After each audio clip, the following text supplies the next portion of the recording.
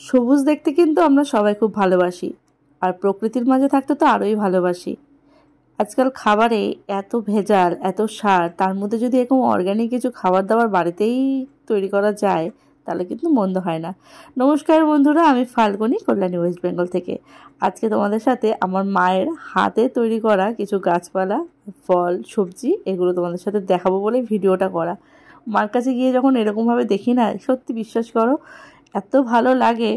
আর এগুলো কিন্তু একদম চাষ করা না, মানে মা সবজি কেটে যে ফেলে দেয় মাটির মধ্যে, সেখান থেকেই ওঠা কিছু চারা গাছ, কি সুন্দরভাবে নিজের মতো করে তৈরি হয়েছে। আগের দিনই কিন্তু আমি তোমাদের সাথে একটা টমেটো গাছ শেয়ার করেছিলাম, যেটা দেখতে যেমন সুন্দর লাগে তেমনি আনন্দটাও ততটা, যে এটা নিজের থেকে তৈরি হয়েছে, কোনো যত্ন কিন্তু এর পেছনে করতে হয়নি। দেখো বলতে বলতে সেই ভাইরাল টমেটো গাছ কিন্তু হাজির। দেখো কি সুন্দর টমেটোগুলো ধরেছে।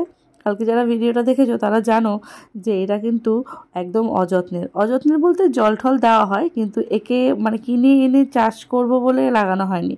এটা মাছ সবজি কেটে যে মাটিতে ফেলে দেয় সার করার জন্য, সেখান থেকে এই বেগুন গাছ, লাউ গাছ আর এই টমেটো এগুলো তৈরি হয়েছে। তো আমি ভাবলাম মার কাছে যখন গেছি তোমাদের সাথে একটু ভিডিওটা শেয়ার করি। খুব সবুজ তো দেয় আমাদের চোখের প্রশান্তি, আর তার থেকে মনের আনন্দ হচ্ছে নিজের হাতে তৈরি করা কিছু সবজি। দেখো টমেটোগুলো কী সুন্দর ছেকলি বাঁধা বাঁধা টমেটো, আর আগে দেখতেই পেলে কী সুন্দর বেগুনগুলো ধরেছে, ওগুলোও কিন্তু সেমভাবে তৈরি। আর এখানে দেখো ইচ্ছি একটা পেঁপে গাছ, তাতে কত সুন্দর ফলন।